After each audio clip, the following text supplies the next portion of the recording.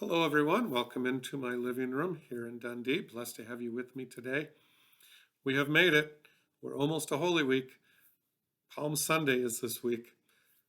As we get ready to look at that Palm Sunday text, it is always interesting. There's this big disconnect. You have the crowd celebrating Jesus' arrival into Jerusalem on Sunday. And then by Thursday, they're ready to arrest and have him crucified. And it makes us wonder what happened in those few days. Of course, Jesus knows what's going to happen up front.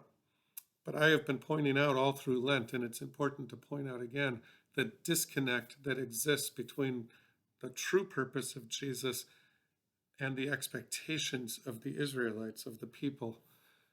They had been under foreign rule for 700 to 800 years. Go all the way back, as we have done on Wednesday nights throughout Lent, go all the way back to those prophets Micah, Amos, Hosea, Isaiah, those prophets of the 700s, 725, 750 BC.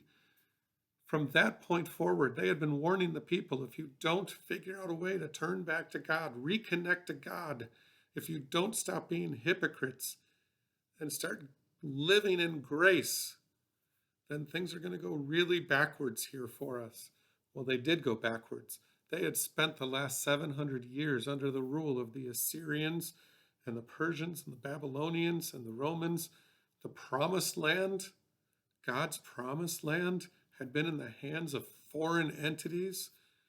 The people had lost their freedom and lost their control of this gift, the promised land that God had offered to them, and they were wanting it back.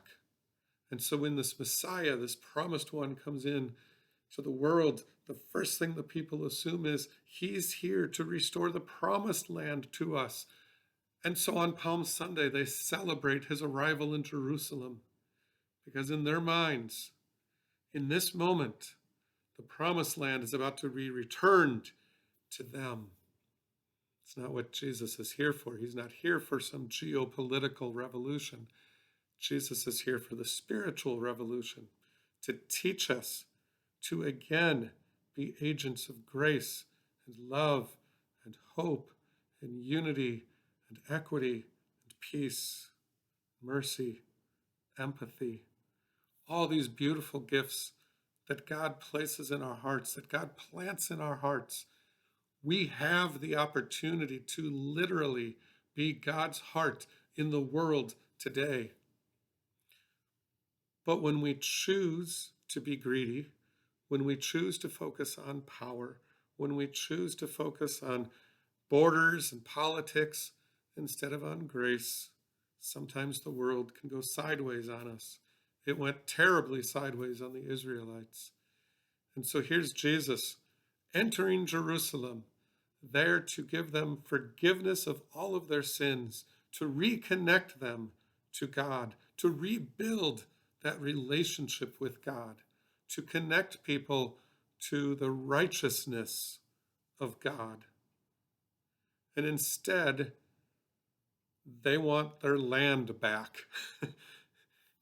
Big disconnect between what Jesus is there for and what the people are expecting.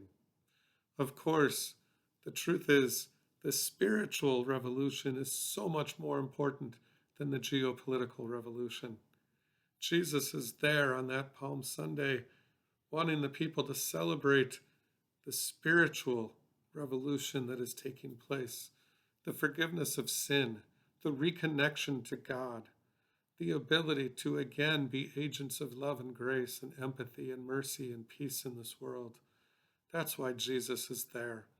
He knows all along what's going to happen. He proudly enters into Jerusalem anyway, obediently, loyally, lovingly. The people are going to turn on him. We all know what this story is going to be. But first, Holy Week begins with Palm Sunday, and our celebration of Jesus' triumphant entry into Jerusalem. It is a spiritual triumph, not the triumph the people expected, but it is still a triumph.